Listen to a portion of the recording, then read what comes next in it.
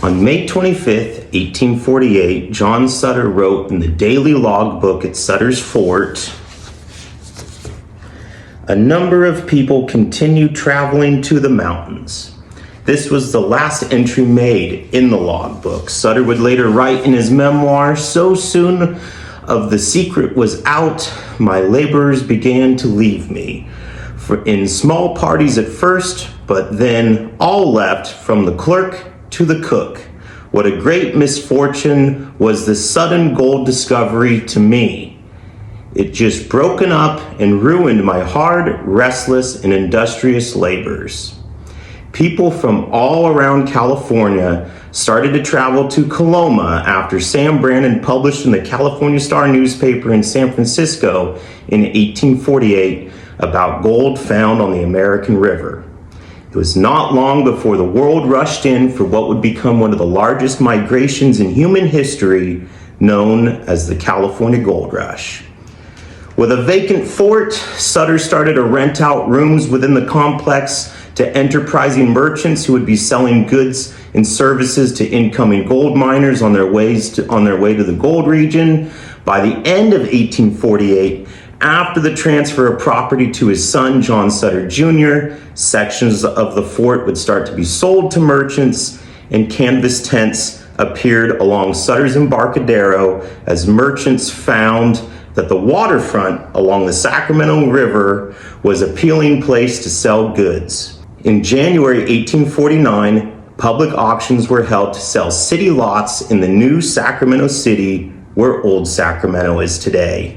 Now, this daily logbook was kept here in John Sutter's office and also here in the clerk's office, both of these rooms being in the central building of Sutter's Fort.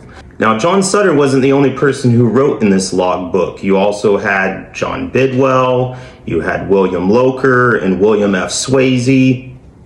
Works like the daily logbook give a glimpse at what was life like at the fort in the 1840s when the journal was first kept September 9th, 1845 until the last entry made May 25th, 1848. It includes the comings and goings of people and supplies and notable entries such as Marshall bringing the gold to Sutter on January 28, 1848, that he had found 4 days prior at the mill 40 miles from here. It also includes the role of the indigenous native population in the history of this site and the impacts that this site had on the native people and colonization in general. Over 600 names are mentioned in this diary and over 30 local native villages by name in this region. What happened to the diary? John Bidwell, as the head clerk of the fort, kept it when he left in 1848. He donated it to the Society of Pioneers Museum in San Francisco, where it is on display today.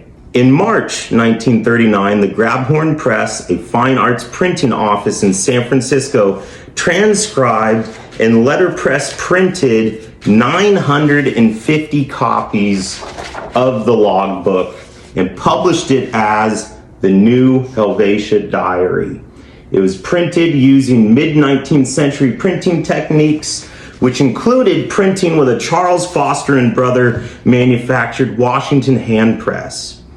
That press is actually on display today at the Sacramento History Museum in Old Sacramento, and I am very lucky to personally own one of the 950 copies of the New Helvetia Diary.